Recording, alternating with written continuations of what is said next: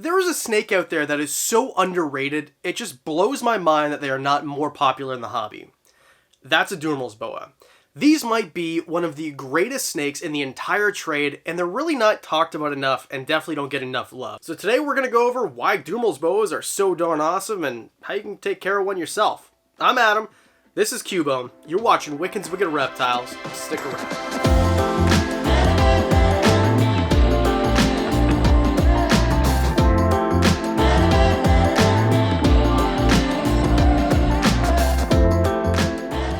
Dumerils Boas are a medium-sized snake. They're ground-dwelling from the southern part of Madagascar, southwestern part. So if you know anything about Madagascar, you know that's a little bit of a drier place. So it just gives you an idea of what these guys are going to need in terms of care. And of course, I mean, look at that type of pattern. That is absolutely remarkable. Now, I think the first thing you're going to want to know is this as big as it gets? How big does a Dumerils Boas get?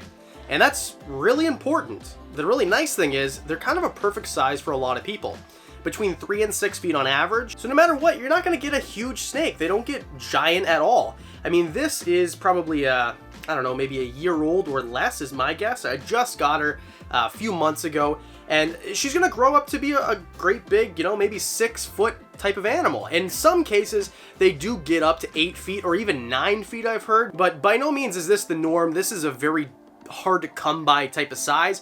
Normally 6 feet is where they're going to top out. And 6 feet, this is a strong, okay, so this animal here is maybe, I don't know, 2 feet, 2.5 feet. It's a strong animal. This is a very strong animal. So what you're getting yourself into is something that isn't going to be like a ball python. When these hold on to you, it feels like a boa. And if a 6 foot snake kind of makes you a little bit nervous, don't worry. This isn't going to turn into a 6 foot snake overnight. There's no full moon that makes them, you know, just 6 feet or 8 feet right off the bat. It takes a lot of time, a lot of feeding, between 3 and 5 years on average. And I want to say thanks to S&S Serpentarium for helping me out this video. He did a really great job kind of helping me out with how long they take and just giving me really good advice before I actually got one. She's about 7 feet, not far off. She's 12 years old and she weighs in at 9 kilos, which is about 20 pounds in weight. So I guess what's important too is how big of an enclosure do you need for these guys? This is highly debated. I think that a tall enclosure is not really necessary for a ground-dwelling boa. This is similar to, not a burrowing boa, but a ground-dwelling boa. So you're going to find them on the ground, and therefore you need more floor space. An animal that gets to about 6 feet, I always recommend something about a 4 by 2 foot type of floor space. Bigger is always better. There's no such thing as too big within, you know, reasonable means. I think that also what's really important is that you give them more space if they're bigger. Just because I say 2 foot by 4 foot doesn't mean that if you have one of these 8 or 8.5 foot monsters, you probably want a bigger enclosure for something like that. But if you do want a height, a foot would probably be enough. I'm going to keep mine in an 18-inch tall, like you see behind me here. I think just because she's a boa, I'm going to give her the option to see if she climbs, especially because she isn't full grown yet. And I think that the babies have been cited as being seen on, you know, perches and just kind of in trees in the wild. And then as they get older, they're going to be found almost exclusively on the ground. And in this enclosure, really simple. They like it a little bit drier, so you don't need to use something that holds a ton of humidity. A coconut core, if you let it dry out, is perfect. People use cypress mulch. I've even heard of people using aspen before. And then on top of that, you're going to need some stuff inside the enclosure. And what I suggest always, obviously, a water bowl. If you want your Dumerils Boa to be a big old Dumerils Boa and not a dead Dumerils Boa, you need water for sure. And then just some hides, one on the cool side, one on the hot side. We're going to talk about temperature in 2 seconds here.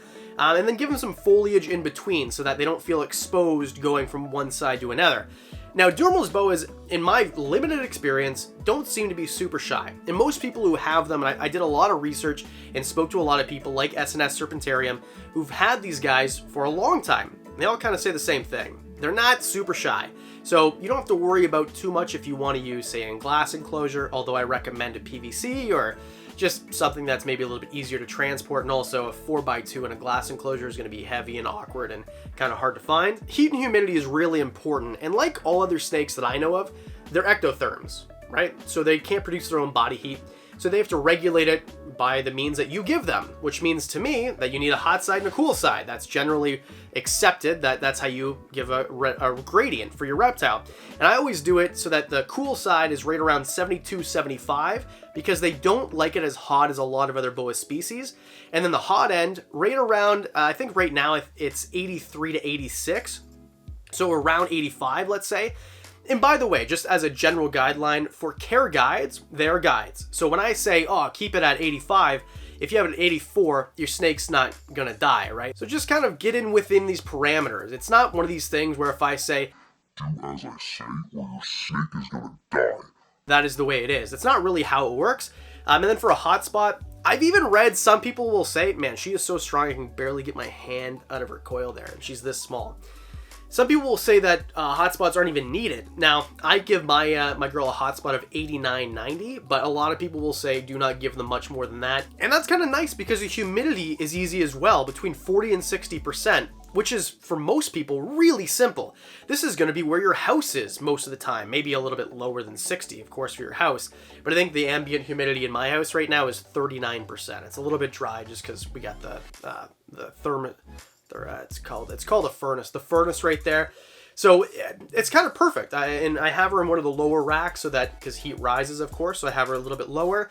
So her temperatures are perfect. I just use a coconut core, which is dried out. So it keeps the humidity exactly right. Right now in her enclosure, I think it's exactly 39, just like the ambient temperature here. Honestly, I can't think of an easier species in terms of like bigger snakes, I guess medium-sized snakes.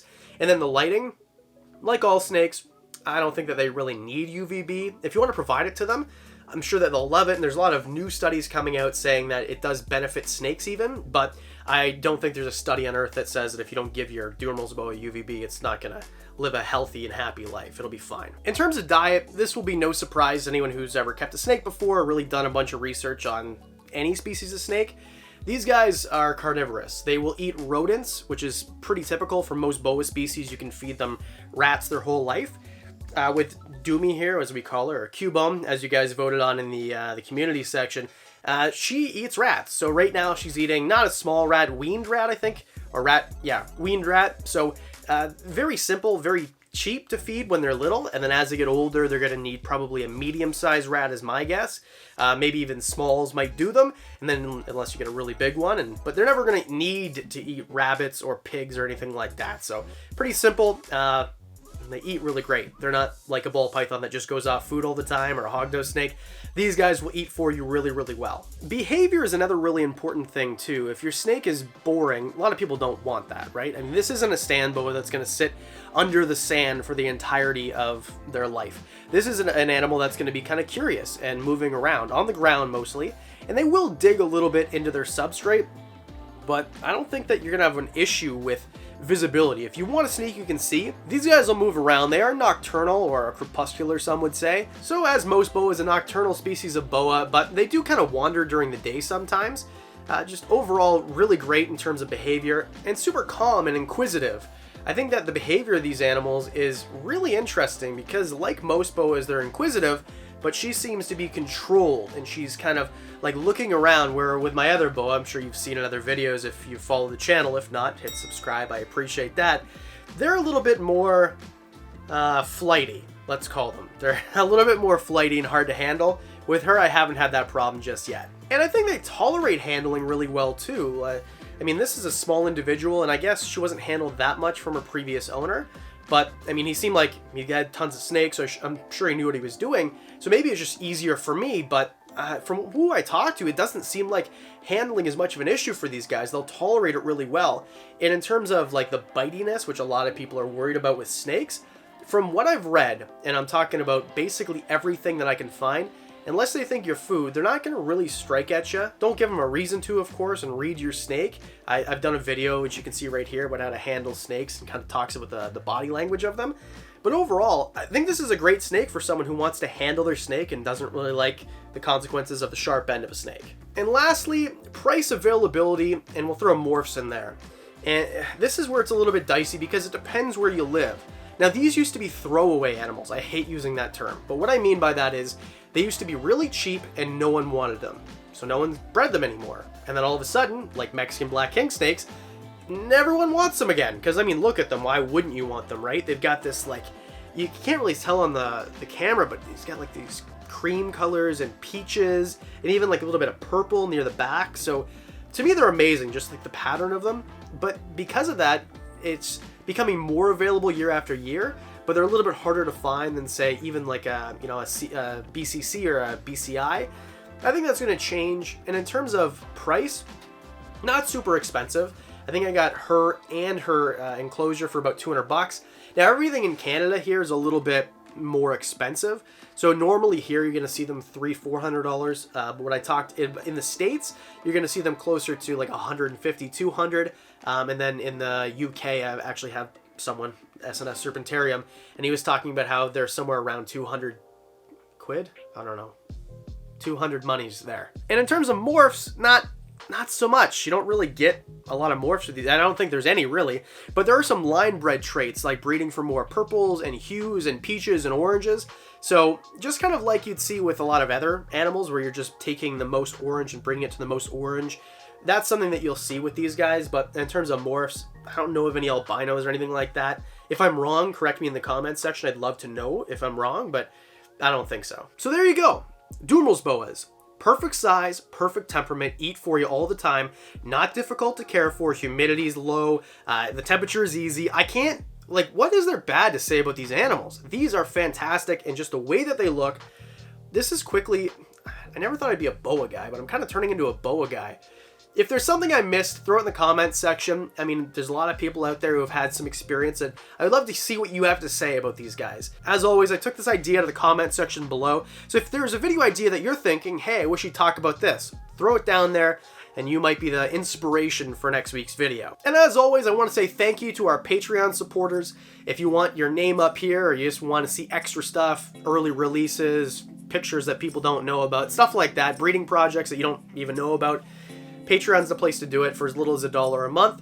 If not, hey, I'm glad that you're here. Thank you very much for supporting the channel. And because I do videos twice a week, that means that I'll see you on Thursday.